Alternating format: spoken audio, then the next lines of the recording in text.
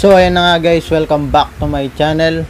Yun guys, yung vlog natin ngayon, hindi siya tungkol sa mga tutorial. Ito ay tungkol sa isang vlogger na mahilig tumulong sa mga homeless tsaka sa mga batang lasangan na palaboy-laboy dyan sa daan. Then yun, kaya gusto ko siyang i-vlog kasi nabibilib ako sa mga natatouch ako sa mga ginagawa niya, sa mga binablog niya. Tumutulong siya talaga sa mga mahihirap. Yun, kung makikita nyo ito siya, visit nyo yung page niya. Ito yan guys, makikita nyo, pangalan niya si Basil. Yun, bilib na bilib ako sa kanya na vlogger.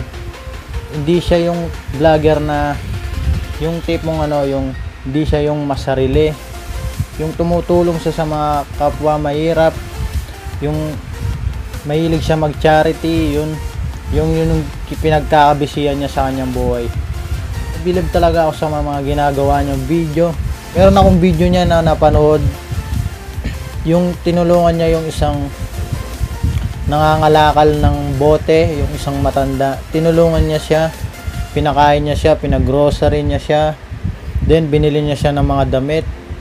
Yun, talagang natouch ako dun, yung pinanood ko yun. Pagdating ko sa work, yun guys, nag-YouTube ako. Then napanood ko yung video niya. Then yun, yung napanood ko, talagang natouch ako sa ginawa niyang vlog na yun. Meron pa part 2 yun, yung tinulungan niya siya, yung binigyan niya pa siya ng pera, yun. Tapos pinasyal niya pa doon sa pinakamagandang village. Yun, doon niya siya pinag-change ng damit, yung binili nga nila. Yun guys, sobra talaga akong natouch sa vlogger na yan. Kahit ibang lahi siya, pusong Pilipino siya guys. Buti pa yung ibang lahi guys.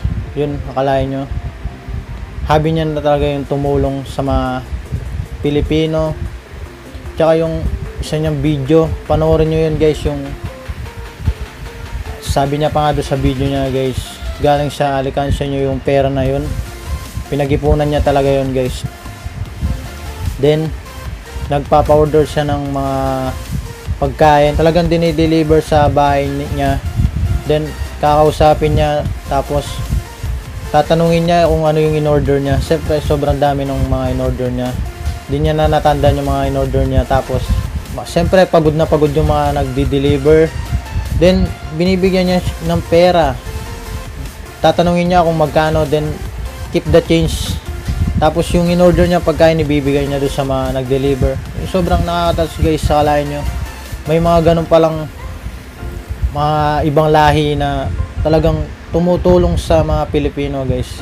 Yun, bilib talaga ako sa kanya. Nice ko lang i-share sa inyo tong taong ito, kasi akalain nyo yun guys, ginawa siyang daan ni God para matulong sa mga ibang tao. Naging inspirasyon siya sa mga mahihirap, tsaka sa mga batang lansangan, sa mga natulungan niya yun guys.